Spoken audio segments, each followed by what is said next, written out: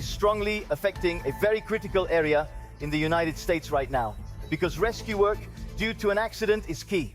Anna Maria serves with our news. Anita here is passing through there. Really shocking, the news of this air crash, this air accident that they say sets a precedent in the history of the world of aviation. Look at the next headline, because the accident is filling, shall we say, all the front pages of the media and digital newspapers of the world. Due to the shocking nature of the images, there are 60 and 64 people on board this plane. What collides? What collides with this military helicopter in the United States? There you can see this video, which is, I was telling you, terrifying, really shocking, captured by one of the cameras of a center of an organization that is there in Washington, D.C., where this plane crashes into a river in the Potomac River. This plane crashes after it collided with this military helicopter that was in training. And that's why I told them, they say that it is something never seen before and that it will surely change the history of aviation. It is also unknown about survivors, the exact number of fatalities as well. And as you said, the cold. The conditions were... Climatic conditions make the issue of rescue very, very difficult, despite the fact that there are more than 300 people deployed in this river that I tell you is there in Washington, D.C., very close to the Casa Blanca of the North American Congress. It's very, very low temperatures, so it is very difficult to dive, rescue, and be able to get the people who are in that place out. Francis? Yes, Anita also has many things against it when we review the image and also with the history that the United States has. After what happened with the Twin Towers and this impact of saying how they weren't warned from the control tower, how they didn't see this plane coming with all the lights, and they were also talking about a clear night. Wasn't it an absolutely dark night? So they are. 2 aircraft until the plane, and plus the helicopter that carried all those measurements to be seen from a distance. So that's why the first thing that one thinks is that, or perhaps what North American citizens also thought, that this will not be an attack because he remembers that what happened is very incomprehensible. Many suspicions about whether the helicopter was using some kind of technology to avoid detection. Oh, look. That could be one of the reasons in the military exercise that they were carrying out that let's see in Washington. Anita must do better than me, but there have been serious ones for a long time. There are serious questions about the number of helicopters that are moved by many private individuals, movements by large companies to different sectors of a state that is very large, which has its concentration in Manhattan, but that are moved to different places, even beyond the movements of military helicopters then.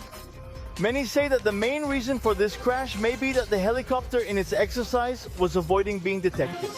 Of course, when we talk about air accidents, we are concerned about the most complex maneuvers of these aircraft, which are precisely when they take off or when they land, a maneuver that can take half an hour each. But it turns out that in collisions between 2 aircraft, here between a plane and a helicopter, of course it sets a precedent and changes the history of aeronautics.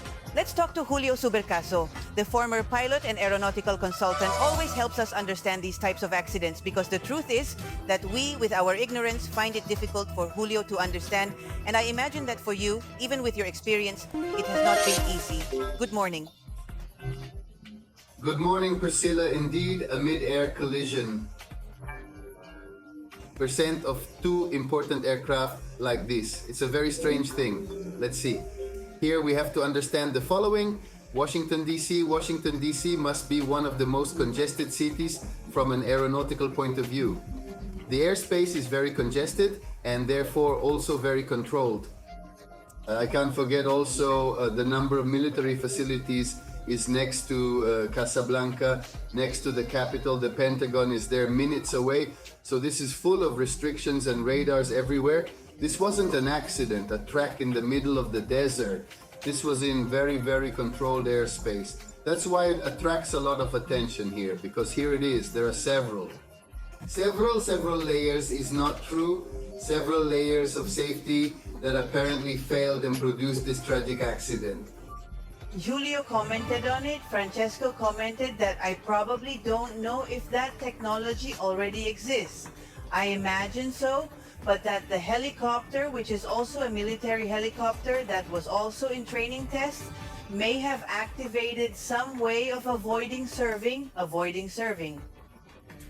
Yes, to avoid detection, that may have been the reason. Such technology exists as they carried lights. Look, of course, there are all kinds of technology today, and we're talking here about the most technological air force in the world. It's not true, but even so, when an aircraft of those characteristics is in controlled and very congested airspace like this, it necessarily has to be aware and has to be very aware of everything that the traffic is passing from the environment. Let's understand the following. The commercial plane was on approach. I was authorized to authorize. I was 20 seconds away. Excuse me? It was precisely in his line on his authorized route. Of course, there is an instrument flight application. The pilot was cleared, I have no doubt about that. And when the pilot is cleared, the tower says to land it is because it has its path clear ahead, so that the pilot can only focus on his plane, his runway, lining up, landing safely, and all of a sudden this helicopter appears. Now it may be a human error of failure. So although I have some device to avoid being seen, I also have another device that tells me what the nearby traffic is, precisely to be aware of what is happening. It seems to me that the research here is going to be very concentrated on the issue of communications. And what was it? What happened? Not all of them. Ways to greet you, Francesco. I wanted to tell you something that has precisely to do with it, what I just commented on, but we are also going to show an image here to our entire audience with respect to precisely the comparison. Or more than the comparison, understand what scale we are talking about when we talk about these two types of aircraft. Of course, we are talking about a black hat type helicopter, which I understand can carry more than a dozen crew and was carrying 4. And we also have, this is the wingspan of the commercial plane that was, as Julio said, in a straight line to land on the runway. What's the matter? I understand, Julio, the movement of the helicopter also draws attention because the types of tests are generally carried out, if they are carried out, in urban areas. This is the information that I am going to read until this hour. They are short exercises and very fast, because it is precisely an urban area and particularly very congested, as he said. But this particular helicopter, this time what it did was a lot of circling over the place. That is the information we have, that the exercise was longer. And when we say that maybe he was with technology that wasn't detectable, basically what? It says relationship. It is not detectable perhaps by the airline or the airport, but it is detectable by the military base. Of course, then there will be no communication there, and well, here there are more than 60 people who at this minute, of course, we don't know the outcome because the rescue maneuvers are being very difficult. So what do you think is the hypothesis regarding what I'm telling you is to see the past with a helicopter like this, that of course, these two aircraft collide and little and nothing, I know. Is the helicopter the one I know? Cross exactly. July, well, indeed, yes. Let's see. And that, regardless of whether they had been exercising or not, or whether back shorter or longer. But anyway, they have to be informed of the traffic that is around. The exercises are not always the same. They can vary in their trajectory, of course, but they have to be in contact with the control tower. They have to be followed and informed of what is there. Because if I, no matter how much training it is, I suddenly decide to turn right, yes, well, I have to know if I have traffic on the right or not. Yes, you understand me, so there is a lot of technology involved here, both from the two brothers and also from the control tower. Are there radars too, etc.? So something went wrong here. The human element seems fundamental to me, that it can come from several sides. Maybe it may have been absolutely a problem with the control tower too. Not the helicopter, so we don't know. Fortunately, it hasn't been done, but fortunately they fell in the river. Imagine the river has fallen. The city, this had been total chaos. Terrible, terrible, July, and above all that there will be information from this investigation that we will surely learn as the hours or days go by. and that the main thing has to do with communication. As you say, I will stay with us for a little while in June because I want to resume with Ana Maria Silva. The rescues are still being carried out there in Washington. It is 2 hours less than in Chile, which is why it is still dark. But in any case, you told us, Anita, that all this has been very complex. Yes, and above all, there are still many questions, because what the experts in the United States say is that this commercial flight or commercial flights, the planes have tremendous anti-collision technology. So, of course, that's why an audio that comes out in the last few hours is very, very key. That you have CNN in the United States and the audio is revealing. Why? When this happens around 9 p.m., these two aircraft were flying in this area that we already told you. It is also extremely complex to fly a lot of air traffic. When this audio is leaked from the control tower, what can be captured is that they ask the helicopter if they have this commercial flight in sight. And from the helicopter, they respond that yes, that they do have it in sight. 13 seconds later, it collides, or you hear an O on the control tower, and you understand. What is the exact moment that I insist on? The image is extremely shocking because even this fireball is captured by some cameras. What was that? Of course, for history. Priscilla, the rescue is completely live. There are 2 hours less than here. In half an hour, 40 minutes more, they are going to give a press point. But the images are live in that place where they were talking about 30° F. That is, it is very cold, and that is why it is so difficult to dive to look for these people who may be in these depths of this river that I told them very close to the White House. This plane was coming from Kansas to DIC. That is why the temperatures have complicated the rescue. Yes, a rescue of the one we are seeing live, Anita. And also, how do you tell us about it? At least until this time, it appears that the helicopter crew knew that this plane was in. Anita's fact is impressive because the truth is, it is least understood. That these two aircraft collided, right?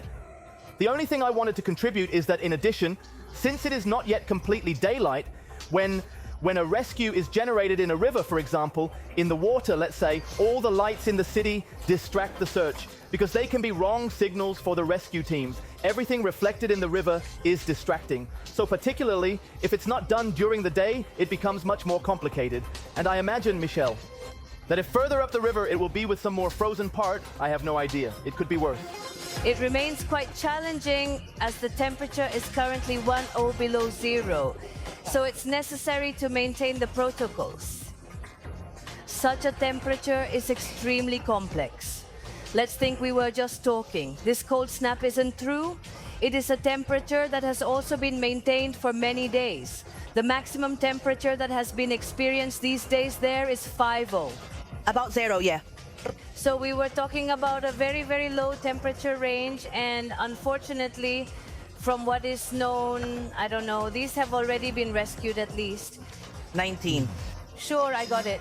And that is the issue that if we talk about at least 64 people who were on board, that eventually, if any of them could have been left alive and fell into the practically frozen river, their situation will also be much more complex. Tactical divers too, who have to work in the water. Everything, everyone against, and here I want to take advantage of Dr. Ugarte because that is definitely also an impediment. If it is a difficult situation, there are several mechanisms that can cause harm to people. One, the explosion. The ongoing explosion we are witnessing can instantly produce a shock wave and a heat wave, potentially harming those nearby. The closest seats might be ejected. It's incorrect. Ejected from the aircraft, falling from a height into the river would also cause harm.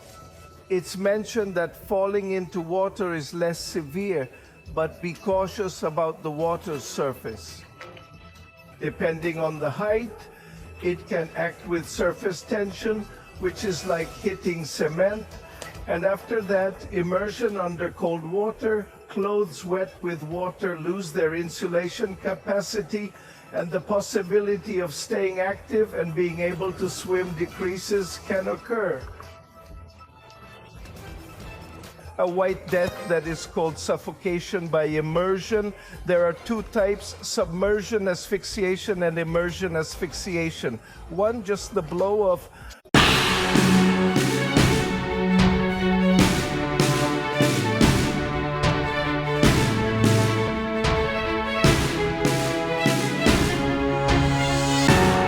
puede hacer que la gente se paralice, disminuya la frecuencia cardíaca o incluso presente una parada respiratoria cardíaca, y la otra es la aspiración masiva de agua por sumersión. Ambos fenómenos pueden ocurrir y el tiempo que tienen los rescatadores para sacarlo a las víctimas en esos momentos son minutos, no son horas. Además, sobre todo cuando el impacto es tan repentino, porque cuando el avión viene con problemas, las personas al menos tienen tiempo, la advertencia de ponerse el chaleco salvavidas. Aquí no hubo nada, ni una medida de seguridad, nada, todo fue demasiado sorpresivo.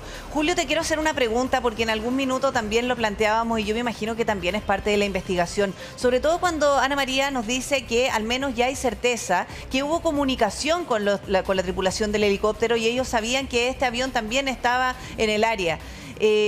No se descarta la posibilidad de un atentado. ¿Cómo lo ves tú? Porque de verdad cuando a uno le cuesta entender lo que ocurre, habiendo tanto espacio en el aire y pasa esta colisión, sobre todo considerando que una de las aeronaves, en este caso el helicóptero, sabía que estaba el avión en ruta, quizá esa hipótesis todavía no se puede descartar.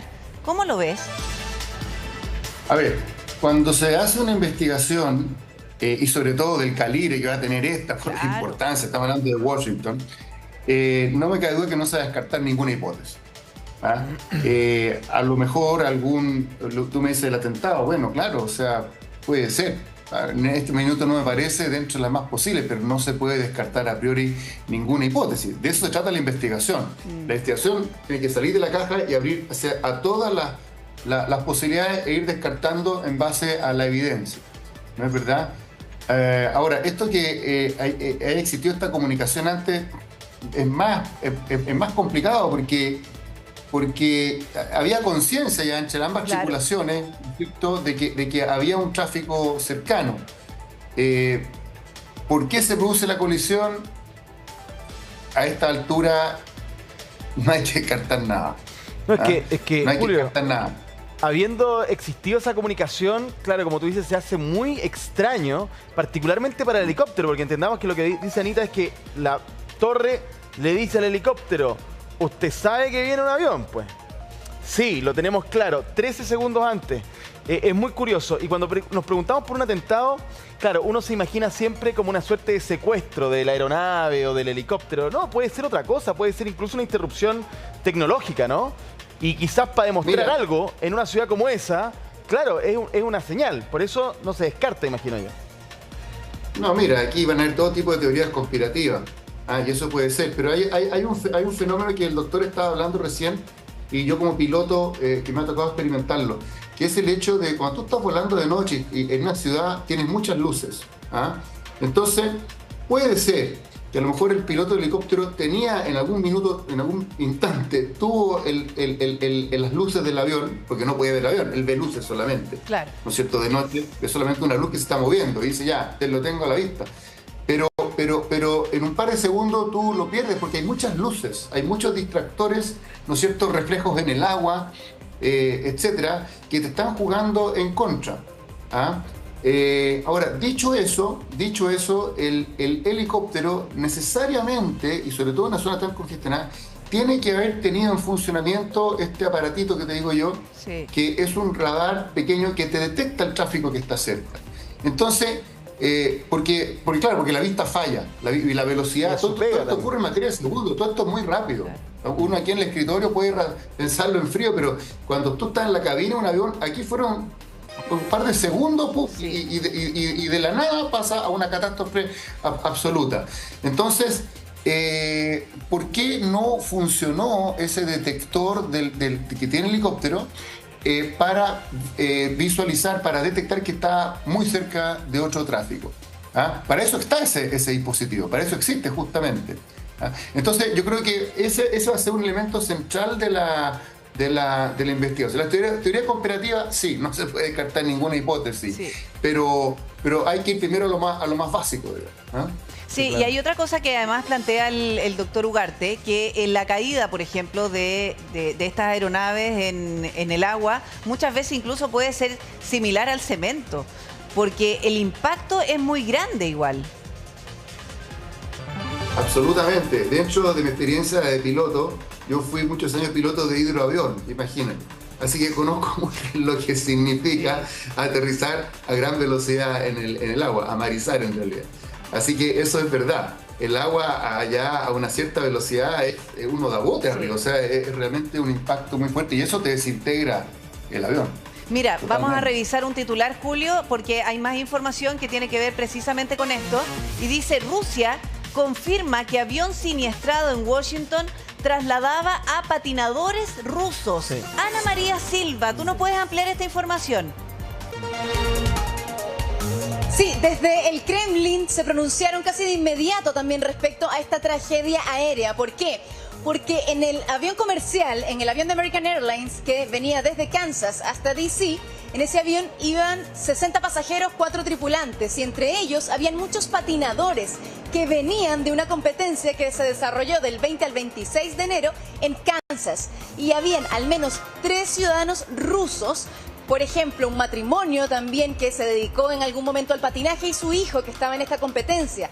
La madre de este niño, de este joven, mejor dicho, reconocida patinadora también en Rusia. Por eso desde el Kremlin inmediatamente hablan de este avión siniestrado. Por supuesto que, como lo decían ustedes también, no van a faltar las teorías conspiranoicas, pero efectivamente es bien importante que Rusia haya emitido estas declaraciones justo a horas de este accidente. Otro dato muy importante: 8 accidentes similares se evitaron en 2024. Y hay un tema con las torres de control que desde hace rato se viene denunciando, sobre todo en espacios como esos, en donde hay tanto tráfico aéreo.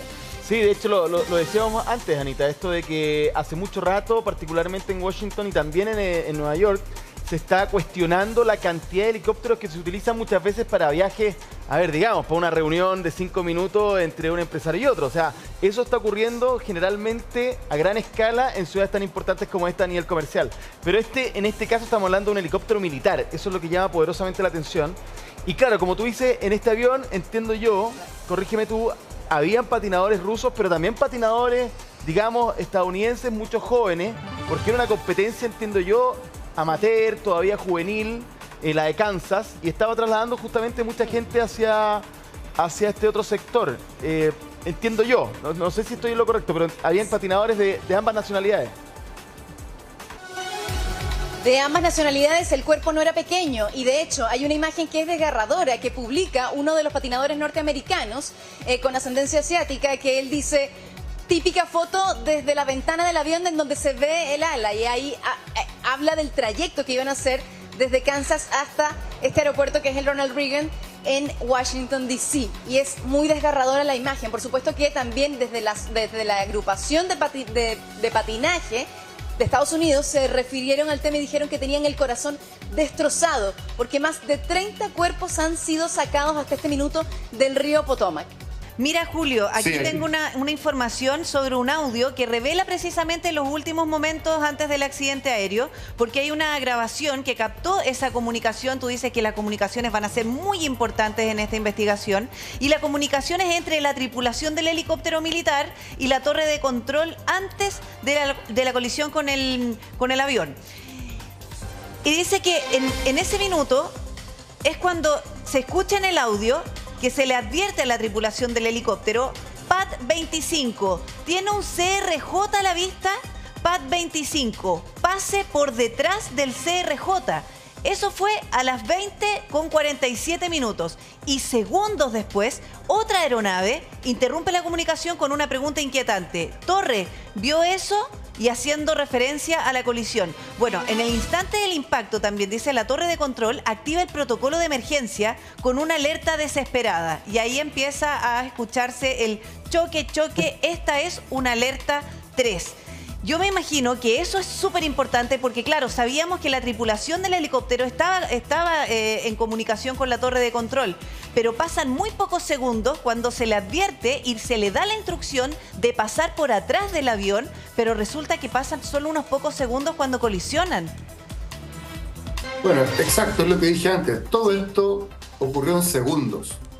Seguramente desde que tuvo el primer aviso, porque antes de esa comunicación ya había otra comunicación que decía que se le había advertido al piloto de la aeronave. Por tanto, pero esto no, todo el proceso no ha tomado más de 10 segundos. Sí. Entonces, Y existe este elemento, como digo yo, de desconcierto por las luces, porque si le está diciendo lo tiene a la vista, no, estamos ya hablando de referencias visuales. ¿Ah? Se está pidiendo al piloto que lo identifique en forma visual. Y eso significa de que tiene que haber habido también muchos elementos distractores de luces en la noche que pueden haber Pero, afectado. Sí, aquí va a ser la investigación muy rigurosa.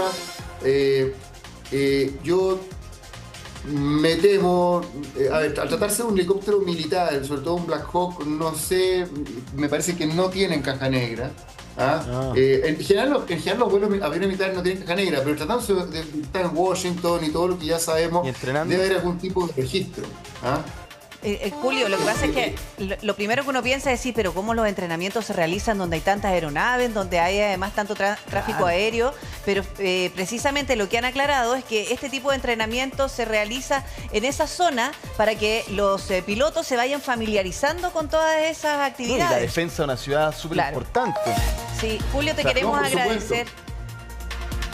No, por supuesto, el entrenamiento tiene que ser en condiciones reales también, no puede ser en un ambiente, en una burbuja aislada en el desierto. Hay la fase final de entrenamiento, o mucho entrenamiento incluso de las aerolíneas aquí en Chile, en todas partes del mundo, son en condiciones reales de tráfico congestionado. Sí. Julio, te queremos agradecer, vamos a seguir pendientes de este rescate. Todavía son muchas personas las que se mantienen en este río prácticamente congelado. Cerca de 300 rescatistas, hay embarcaciones, también buzos tácticos los que están trabajando en este lugar, y definitivamente también cómo avance la investigación. Muchas gracias por atender nuestro llamado, Julio, porque siempre es muy interesante conversar contigo. No, muchas gracias a ustedes, Priscila, Francesco y Michelle. Gracias. Gracias a ti.